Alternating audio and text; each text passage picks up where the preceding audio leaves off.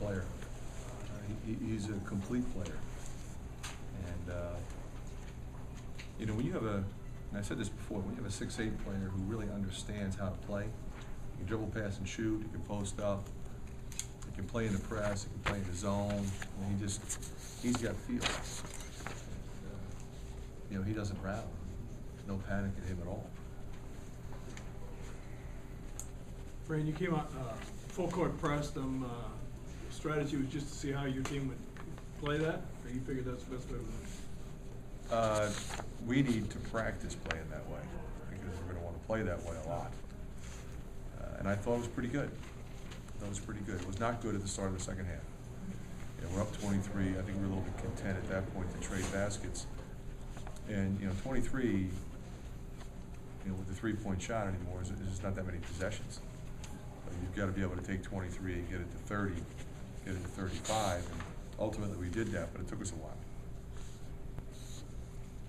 Is this like a perfect game though, because you got to play all your guys and you got them a lot of minutes, and especially the young guys who need to learn pretty fast? Well, yeah, we had the young guys not only on the floor a lot, we had them in together a lot. And you know, you would never have known that they were young guys. They weren't mistake makers at that point in time. You know, I thought Oglesby had some really good looks. You know, he'll make 8 of those in another night. You know, but he was solid. I mean, White was great. Olvesini was great. I thought Josh played well. McCabe looks a lot more comfortable moving up front. McCabe, when he came in the game, he gave us great minutes right away. He ran the floor. He finished inside. You know, he's got a different style of play than Melson does. And the beauty of him is he can score inside and out. I mean, he's really using that 239 pounds well. But then if you don't find him in the zone or on the break, he'll stop and shoot that. And I can play him at 3. And he just knows where to go. He knows where to be, and that's important.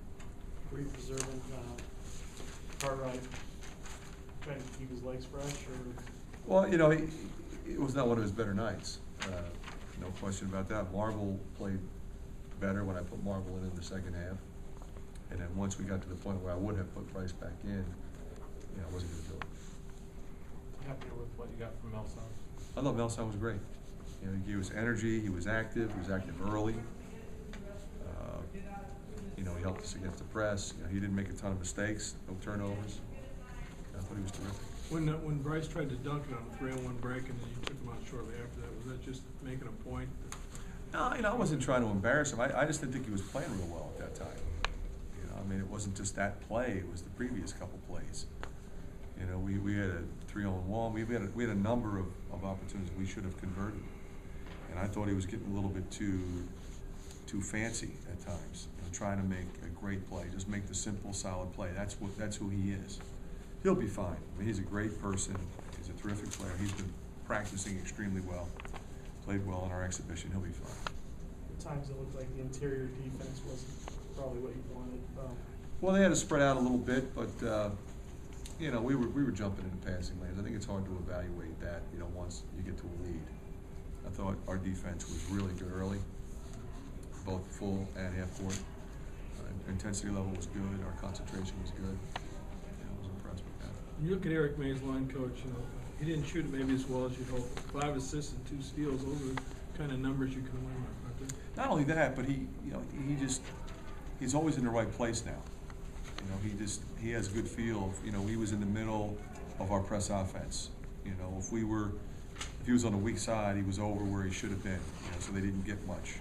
You know, I just been really impressed with him. Just his overall approach. You know, from when last season ended, it would have been easy for him to get angry and blame, and point fingers as to why he was not in the starting lineup at the end of the year. He just went back to work, and I thought from that moment, really, I think dedicated himself to being a better player. And what you're seeing is a much more complete basketball player. You know, he could have a night where he goes 7 or 8 for 10, and then he's got a huge night. But you know, defensively, he's been tremendous. He's handling the ball. He's not turning the ball over. He's finding people, and I've been really impressed with him. Do you think you get Brommer back Monday?